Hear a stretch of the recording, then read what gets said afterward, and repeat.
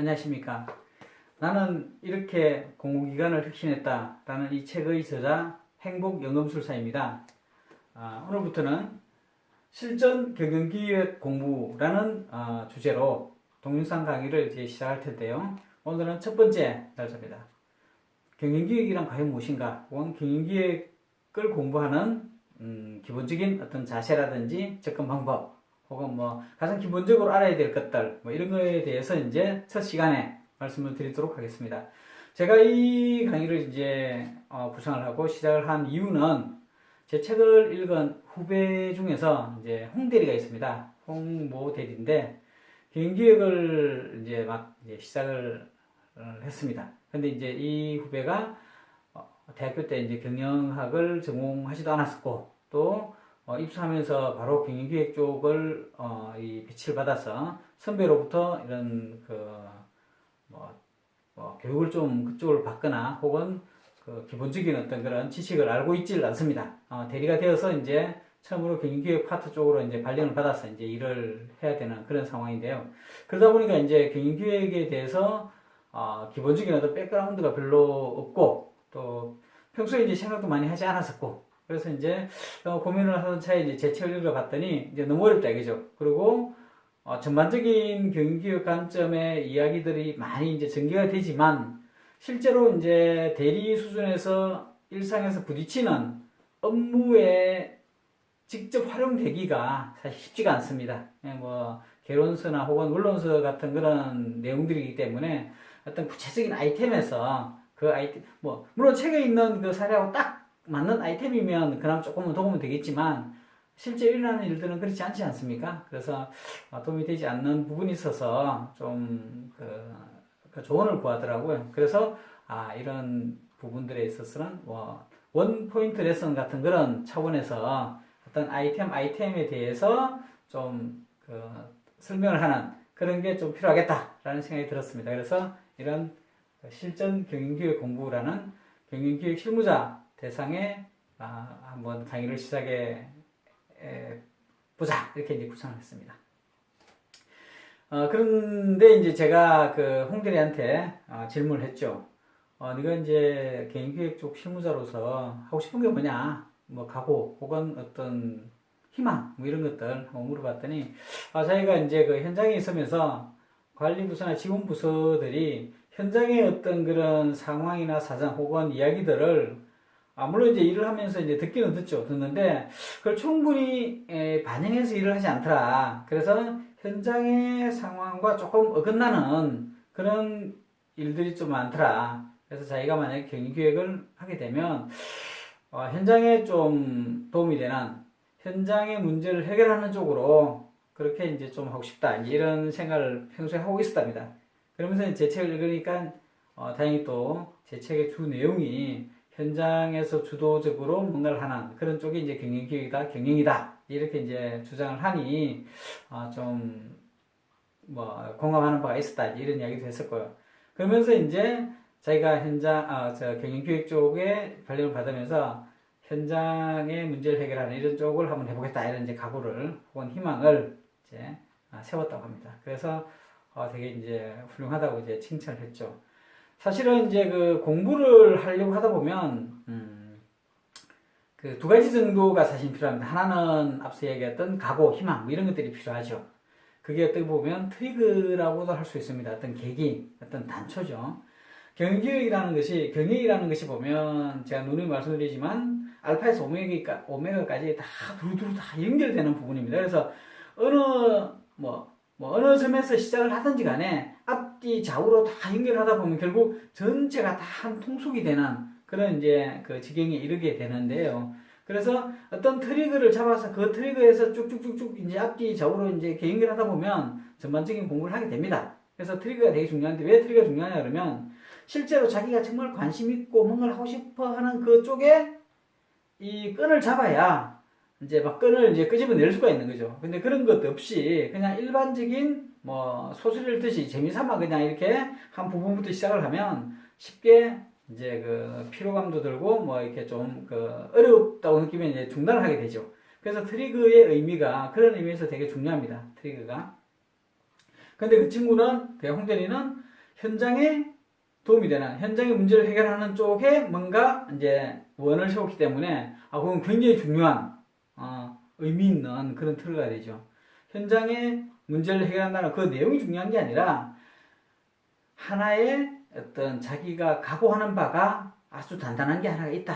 마치 이제 불교에서 말하는 화두 뭐 이런 정도의 뭐 같은 맥락은 아니지만 같은 취지나 의미가 있을 수가 있습니다. 그래서 되게 중요한 부분이죠. 그래서 그 친구는 그런 그 어떤 순수한 열정이 있기 때문에 되게 이제 그 공부를 잘할 수 있는 그런 계기가 되는 거죠.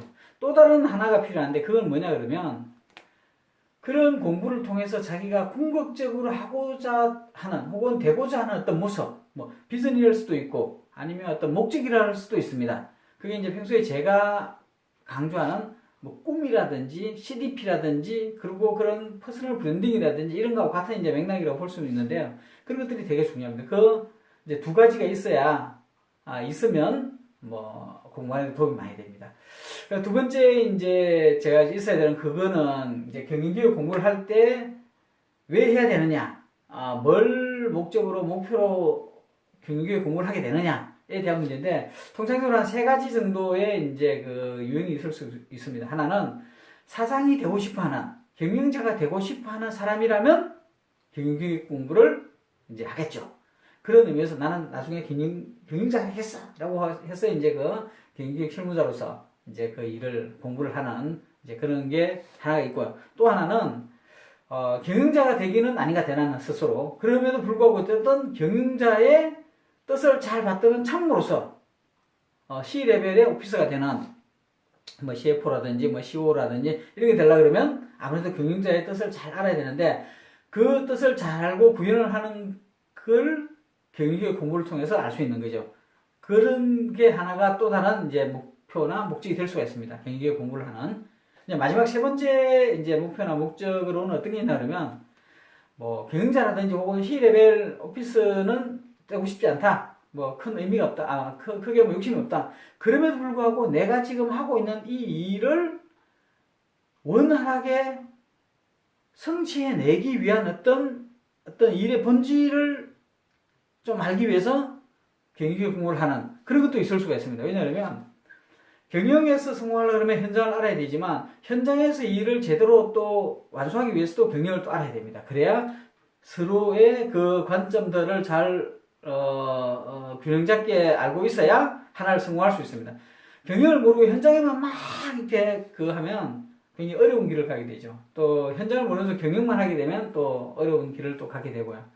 그래서 홍대일 같은 경우에는 사실은 그 두 번째 때 첫 번째, 두 번째 어떤 그런 목적이나 목표에 대해서는 사실은 생각이 없더라고. 그냥 당장 자기한테 주어진 일을 뭐 잘해내겠다. 그리고 그 일을 하는 과정에서 현장의 목소리를 잘 반영을 해서 현장의 문제를 해결하는 쪽으로 하고 싶다. 이제 이 정도 각오만 있었는데, 제가 이제 그 숙제를 이제 냈죠.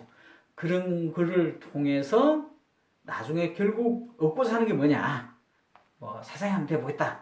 혹은 C-레벨 오피스를 한번 해보겠다. 아니면 나중에 다시 경영기획에서 다른 현장으로 다시 가더라도 현장의 어떤 관리자로서 어떤 일을 잘 해결해내는 어떤 그런 그 인사이트를 얻기 위한 경영기획 공부를 한번 해보겠다. 이런 어떤 목표나 목적을 한번 설정을 해라. 그걸 해야 경영기획 공부를 할 때 이제 큰 동인이 되고 동력이 된다. 이런 이야기를 했죠.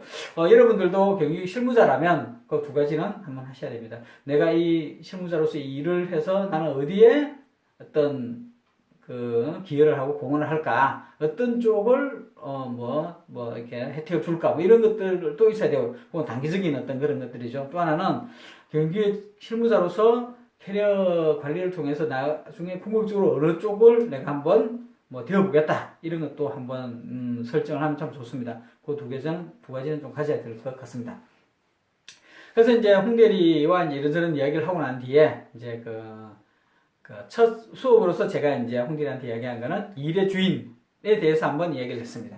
오늘은 지금 한 30분 이제 강의를 구상을 했는데 지금 한 10분 정도 지나기 때문에 20분에 걸쳐서 좀 가장 기본적이면서 꼭 이제 첫 시간에 해드리고 싶은 그 개념에 대해서 이제 홍대리한테 했던 그 말을 이제 오늘 강의에서 설명을 드리고 싶은데요. 그 첫째가 일의 주인입니다. 일의 주인 그러면 사실은 뭐 쉬운 개념입니다. 나한테 주어진 그 일이 누구 거냐 그러면 결국 내 일이죠. 그래서 어떤 일의 그 담당자가 바로 그 일의 주인입니다. 그죠? 누구나 그렇게 생각하겠죠. 나한테 주어진 그 업무가 있으니까 그 업무에서 발생되는 일들은 다 이제 내가 주인이다. 이렇게 이제 생각을 하고 그렇게 그 주인의 자세로서 이제 수처작주 뭐 이런 자세로서 일을 하게 됩니다. 주인 정신이죠. 근데 이제 그걸 제가 그 홍대리한테 이야기한 건 아닙니다. 이 일의 주인이 어떤 의미냐 그러면 그 일을 필요로 하는 이제 거꾸로 말하면 그 일이 기여하고 공헌하는 대상이 누구냐가 중요하다는 거죠. 그걸 잘 알아야 일이 제대로 되어지는 거죠. 우리가 이제 그 예를 한번 들어봅시다. 주민센터에 민원인이 이제 가서 주민등록을 뗄 수도 있고요. 혹은 뭐 여러 가지 이제 민원들을 이제 제기를 하게 되지 않습니까? 그러면 그게 담당자들이 이제 이렇게 카운터에 앉아가지고 그 민원을 접수해서 이제 처리를 합니다. 그러면 담당 공무원 입장에서 보면 그 민원의 일의 주인은 공무원 자기라고 생각하겠죠, 그죠? 그래서 그 일의 이제 담당자니까 자기가 일을 하겠죠. 근데 가만히 생각해 보십시오. 실제 그 일이 필요한 사람은 민원인입니다, 그죠? 그리고 민원인이 만족하게 일이 돼야 일이 제대로 된 거죠. 그러니까 그 민원이라는 그 일 자체는 사실은 민원인을 위해서 혹은 민원인에 의해서 나온 거죠. 그걸 모르면 안 됩니다. 그래서 그 공무원이 어떤 규정이나 절차에 따라서 그냥 주신 대로 일을 하고 이제 끝을 내게 되죠. 근데 일의 주인이 자기라고 생각을 하면 그냥 절차대로 그냥 해서 이제 끝나면 끝나는 겁니다. 민원인의 만족과 불만은 제외하고요. 도외시하고. 근데 이제 일의 주인을 제대로 알면 그렇게 규정과 절차대로 처리한 그 결과가 민원인이 만족을 했을까? 라고 보면 대부분의 경우는 만족을 합니다. 왜 그러냐면 규정이나 절차라는 것은 어떤 일이 제대로 잘 해결되어지기 위해서 만들어진 것이기 때문에 그 규정이나 절차대로 쭉 진행을 했으면 일이 만족이 되어지고 이렇게 민원인도 충분히 만족을 하는 게 이제 정상적인 경우죠. 그런데 다 그런 건 아닙니다. 그죠? 그 규정이나 절차라는 게 예외적인 상황도 있을 수가 있습니다. 그러면 그런 예외적인 경우들이 어떻게 되느냐 그죠? 그냥 절차대로 혹은 규정대로 따라서 했다고 해서 완료가 되는 게 아니지 않습니까? 민원인은 계속 불만을 가지고 있는 거죠. 그러면 공무원 입장에서는 그냥 규정대로 일을 했으니까 문제가 없는 거죠. 그렇죠? 민원인은 자기 민원이 해결되지 않았으니까 계속 문제는 있는 거죠. 여기에서 그 공무원이 그 일의 주인이 자기가 아니라 민원인이라는 것을 안다면 규정과 절차가 있음에도 불구하고 그 민원에는 적절하지 않으므로 바꿔서 일을 처리한다거나 혹은 규정과 절차를 개정하고 변경하는 그 발의를 한다거나 아니면 새로운 규정이나 절차를 만드는 그런 또 조치를 한다거나 이런 걸 해야 되겠죠. 그게 정상적인 공무원의 자세입니다. 이런 경우도 있죠. 형법이라고 있지 않습니까? 형법. 그러면 이제 도둑질을 하면 이제 절도죄로 이제 처벌을 받게 됩니다. 그런데 만약에 도둑질을 했는데 절도죄라는 게 만약에 이 형법에 없다면 규정이 없다면 어떻게 될까요? 이제 제형법정주의라는 그런 그 개념이 있습니다. 죄라는 거는 형법에 정해져 있어야만 죄가 된다 이런 뜻입니다. 그러니까 절도죄라는 게 형법에 없으면 조문에 없으면 절도를 저질렀지만 그 사람은 죄인이 아닙니다. 이제 제가 이 말씀을 드린 이유는 뭐냐 그러면 형법이라는 그 법과 그 관련된 법의 처리 조치로서 일어나는 수많은 일들의 주인이 과연 누구냐. 만약 그게 경찰이나 검사나 국가기관이다 라고 한다 그러면 절도를 저질러서 문제가 일어났으면 그 절도에 대해서 비록 규정이 없더라도 다른 규정을 좀 원용해서라도 그거는 어떤 범죄자니까 그거는 이제 조치를 해야 됩니다. 그런데 제형법정주의라는 말이 생기는 이유는 뭐냐면 그 형법에 관련된 그런 일들의 주인이 경찰이나 검찰이나 국가 공무원이 아니라 국민이냐 시민이라는 거죠. 시민의 입장에서 봤을 때는 국가 권력의 남용을 막아야 되지 않습니까? 그러면 갑자기 죄로 리스트업 돼 있지도 않는 걸 가지고 내가 죄인이 되는 그런 그런 아주 그 불안한 그 어떤 상황이 있으면 안 되는 거죠. 그래서 재형법정주의가 나온 거죠. 그러니까 일의 주인이 그 헌법에 관련된 그 주인이 국민이냐 시민이냐 혹은 국가냐에 따라서 많이 달라질 수가 있습니다. 그런데 이제 가만히 생각해 보십시오. 국민이나 시민이라 하더라도 절도 같은 그런 잘못된 비윤리적이고 도덕적으로 잘못된 그런 사회의 어떤 문제를 야기하는 그런 행태를 방치하는 걸 원하지 않습니다. 그죠? 단지 국가 권력으로부터 시민의 권리를 보호하기 위해서 재형법주의를 이야기를 하는 것이지 반사회적인 모든 행위들을 형법에 정해져 있지 않다면 다 허용해도 되는 무법천지를 원하는 건 아니죠.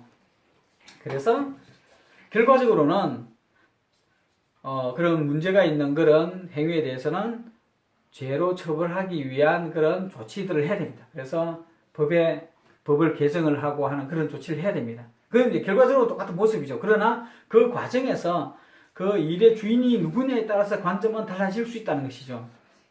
만약에 형법의 주인이 그 국가나 뭐 국가 공무원들이라 그러면 재형법정주의를 이야기하지 않았을 겁니다. 왜냐하면 사회적으로 문제가 있는 행위에 대해서는 뭐 가능한 유추 해석을 하거나 확대 해석을 해서 어쨌든 그 적당한 죄를 물어야 된다라고 이제 하는 뭐 그런 원칙이 정해졌겠죠. 이제 그거는 이제 그 일의 어떤 주인이나 뭐 그런 것들이 이제 다르기 때문에 그렇습니다. 물론 제가 이제 오늘 하는 이야기들이 너무 이제 어떻게 보면 좀 과장된 그런 큰 어떤 이야기라서 좀 잘 미스매치가 될 수도 있겠지만 이제 그런 관점의 차이가 크게 다르게 결과적으로 다르다는 것을 이제 말씀드리기 위해서 이제 큰 개념을 이제 말씀드린 거고요. 회사 일도 마찬가지입니다.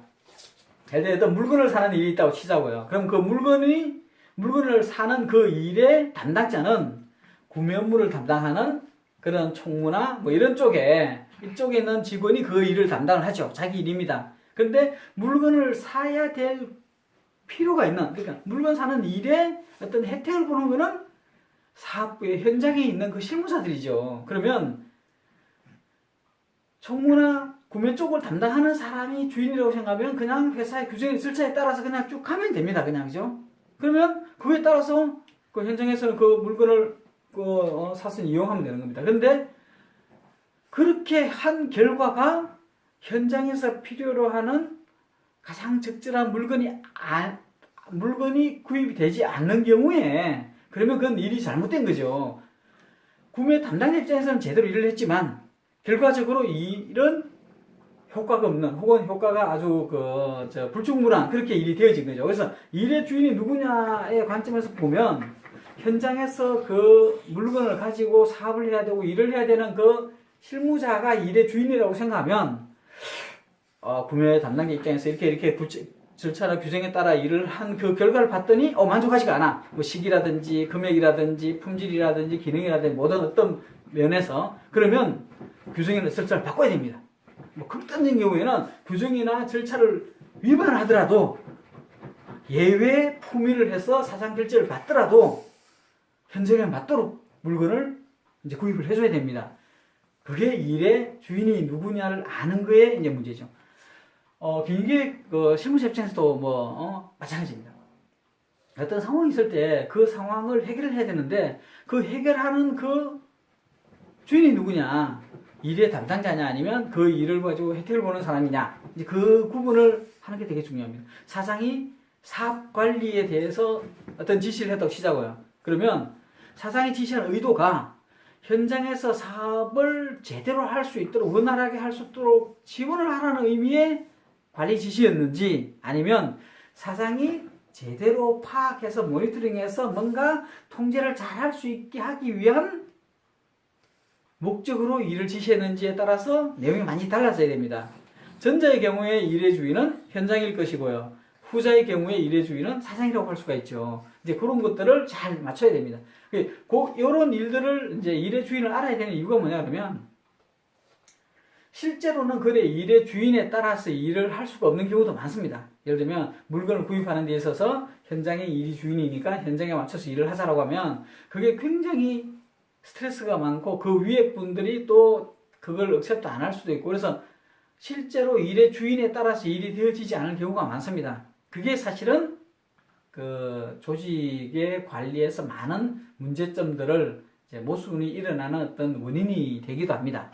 그렇지만 그 일의 주인을 알아야 되는 이유가 뭐냐면 그렇게 잘못되어지는 일들이 정말 잘못된 건지 잘된 건지를 판단하는 기준이 바로 일의 주인에 있기 때문입니다. 사장이 예를 들면 사업 관리를 지시했을 때 현장의 중심이 아니라 내가 원하는 걸 그러니까 관리 통제를 잘하기 위해서 그 지시했다 그러면 그거는 사실은 올바른 지시가 아닐 가능성이 많죠. 그럴 때는 사장이 사업을 통제하고 모니터링하기 위한 보다 더 근본적인 목적은 현장에서 일을 제대로 잘 할 수 있도록 해야 됩니다라는 것을 거기 내용에 이제 포함을 시켜서 보고를 해야 되겠죠. 물론 이제 그렇게 포함시켜서 보고가 되지 않을 경우들도 많습니다. 그런 경우는 이제 일이 잘못되어지는 거죠. 그러니까 그런 자기가 맡은 일이 혹은 주위에서 일어나는 일이 잘 되고 있는지 못 되고 있는지를 알아채기 위해서 필요한 게 일의 주인이라는 거죠. 그러니까 이런 관점에서 지금 자기가 하고 있는 일에 대해서 한 발짝 떨어져서 한번 평가를 해본다거나 혹은 자기 주위에서 일어나고 있는 일들을 한번 평가를 해보면 이게 경영기획 관점에서 뭔가 문제가 있는 어떤 상황이구나. 경영기획 관점에서 제대로 지금 일이 되고 있는 그런 상황이구나. 이런 걸 판단할 수가 있습니다. 그런 문제점을 판단할 수 있을 때 경영기획 실무자로서 공부를 할 수 있는 학위 시습을 할 수 있는 그런 시작이다. 이렇게 이제 말씀을 드릴 수가 있습니다. 무조건 시키는 대로 일을 잘 해내는 것은 그건 공부가 아닙니다. 그거는 그냥 그 숙련이죠, 숙련. 일을 잘하는 그냥 숙련일 뿐이죠. 그 숙련이 아니라 비록 일은 제대로 좀 뜨듬뜨듬 잘 못하더라도 일의 그 본질과 핵심과 일이 제대로 되어져야 되는 그 어떤 모습 이런 것들을 이제 캐치하고 판단하고 그런 거와 이제 이 현재의 상황, 그 as is와 to be의 어떤 갭 같은 것들을 캐치해내는 것 이런 것들이 이제 공부를 하는 어떤 기본적인 출발점 자세가 됩니다. 그래서 일의 주인은 경영기획 실무자로서 굉장히 중요한 포인트다. 공부를 할 때 반드시 이제 아셔야 될 것 같고요. 두 번째는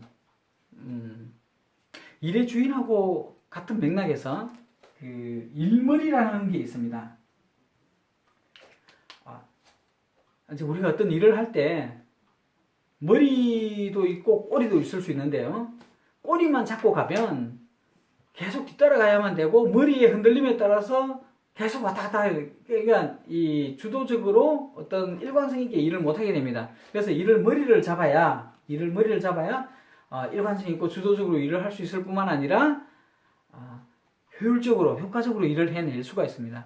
예를 들면 어떤 일이 A, B, C, D라는 이런 이제 순서로 일이 진행된다고 치자고요. 그러면 사장이 어떤 지시를 했을 때 이제 C에 대해서 지시를 했다 이거죠. 그러면 일머리를 아는 사람은 A와 B에 대해서도 알고 있어야 됩니다.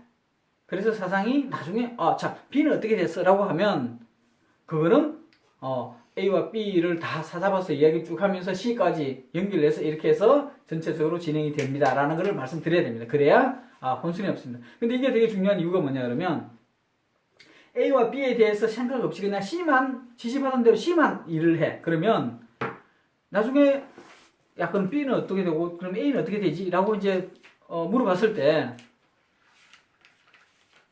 꼬리를 위해서 머리가 이제 바뀌는 그런 현상이 생깁니다.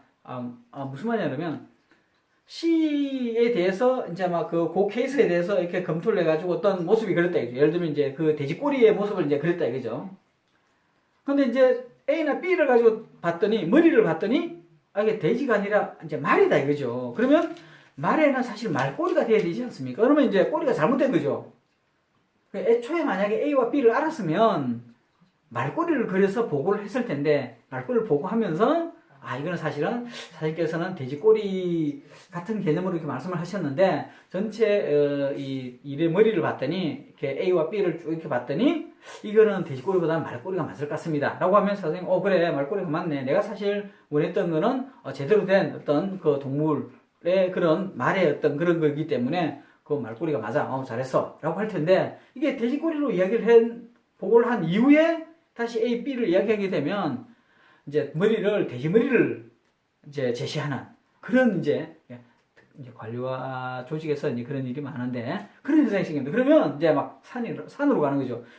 피지 못하게 이제 말이라고 이야기를 하게 될 경우에, 또 어떤 경우에는 억지로 이 말부리와 돼지 꼬리를 막 연결을 시켜서, 이 일은 이렇게 돼야 이게 맞습니다라고 해서 막 억지 순양으로 막 이렇게 하는 경우도 또 있습니다.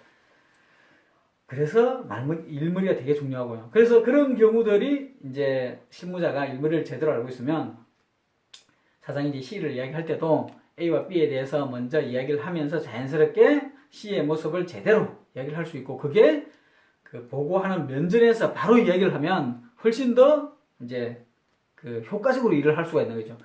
시키는 대로 열심히 하다가 보니 나중에 뭔가 뒤틀려서 새로 시작하는 것보다는 지시할 때 바로 그 자리에서 일의 머리를 제대로 잡아서 일머리에 따라서 쭉 진행을 해나가면 훨씬 좋지 않겠습니까? 유능한 것이죠. 근데 이 일머리를 알라 그러면 사전에 준비를 많이 해야 됩니다.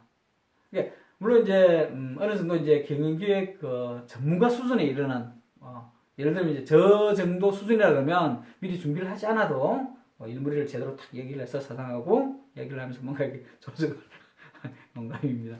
그런 사람이 없으면 다 준비를 해야 되죠. 준비를 해야 됩니다. 준비를 해놨을 때 사장이 뭔 이야기를 할 때 이야기를 할 수 있습니다. 근데 이 준비를 어떻게 하느냐?